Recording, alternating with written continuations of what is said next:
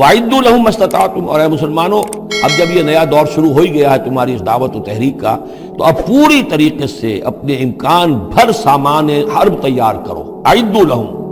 اعداد تیاری کرنا، اسلحہ تیار کرو، سامان جنگ تیار کرو، گھوڑے تیار رکھو، رسالہ تمہارا ہونا چاہیے، جو بھی تمہارے لیے ممکن ہے۔ یہ توکل کا مطلب یہ نہیں ہے کہ تم ہاتھ پر ہاتھ دھر کر بیٹھ رہو اللہ تمہاری مدد کرے گا۔ اعدوا لہم ما استطعتم، اپنی استطاعت جو ہے اس کی حد تک تو پوری تیاری کرو، من قوت، طاقت سے بھی، ومن رباط الخیل، اور پلے ہوئے گھوڑوں کے ذریعے سے بھی۔ اس لیے کہ اس زمانے میں جنگ کے لیے سب سے زیادہ جو مؤثر شے تھی آپ کو معلوم ہے وہ گھوڑا، تیز رفتار ہے، اونٹ جو ہے تیز دوڑ نہیں سکتا ہے۔ اور اسی حوالے سے آج سمجھ لیجئے ہمارے لیے بہت اہم مسئلہ ہے یہ، اللہ تعالیٰ نے شاید عالم اسلام میں پورے میں پتہ نہیں 50 60 70 کتنے ملک دنیا میں ہیں مسلمان کہلاتے ہیں، ایک ملک ہے صرف جسے ایٹمک صلاحیت دی ہے، اور یہ امانت پوری امت مسلمہ کی ہے، مسلمانوں نے پاکستان کے پاس۔ اور اس کے بارے میں اگر امریکہ کا دباؤ قبول کر لیا گیا تو یہ سب سے بڑی خیانت ہوگی اللہ کے ساتھ، امت مسلمہ کے ساتھ، اللہ کے دین کے ساتھ۔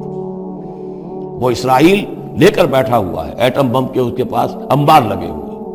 لیکن یہ ہے کہ ساری پالیسی جو چل رہی ہے وہ یہ کسی طریقے سے پاکستان کا، ایک عراق کے بارے میں اندیشہ ہوا تھا کہ اسے ایٹمی دانت نکل سکتے ہیں،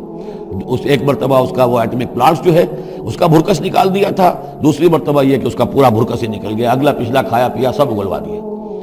اب پاکستان پر سارا دباؤ، ساری ڈپلومیسی بھی چل رہی ہے اس وقت، کان کھولنے کی اور آنکھیں کھول کر دن گزارنے کی ضرورت ہے۔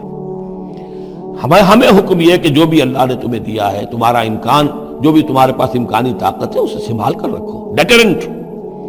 اعدوا لہم ما استطعتم من قوت ومن رباط الخیل ترہبون بہ عدو اللہ، تاکہ تم اللہ کے دشمنوں کو اس سے ڈرا سکو، یہی ہے ڈیٹرنٹ،